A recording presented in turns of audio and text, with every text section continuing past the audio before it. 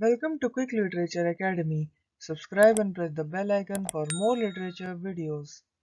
References to the New Testament are notably absent, but Hrothgar and Beowulf often speak of God as though their religion is monotheistic. Although Hrothgar and Beowulf are portrayed as morally upright and enlightened pagans, they fully espouse and frequently affirm the values of Germanic heroic poetry. The relationship between kinsmen was also of deep significance to this society. If one of his kinsmen had been slain, a man had a moral obligation either to kill the slayer or to exact the payment of Weirgild man price in compensation. The failure to take revenge or to exact compensation was considered shameful.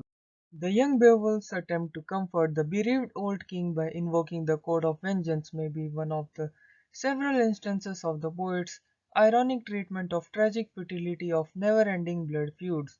The most graphic example in the poem of that irony is the Finnsburg episode, the lay sung by Hrothgar's hall poet. Such feuds, the staple subject of Germanic epic and saga, have only a peripheral place in the poem.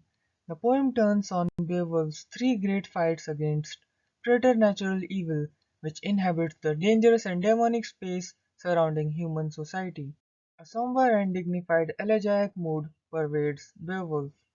The poem opens and closes with the description of a funeral and is filled with laments for the dead. Our first view of Beowulf is of an ambitious young hero. At the end, he has become an old king facing the dragon and death. The entire poem could be viewed as the poet's lament for heroes like Beowulf, who went into the darkness without the light of the poet's own Christian faith. Thanks for watching. Stay tuned for the next part.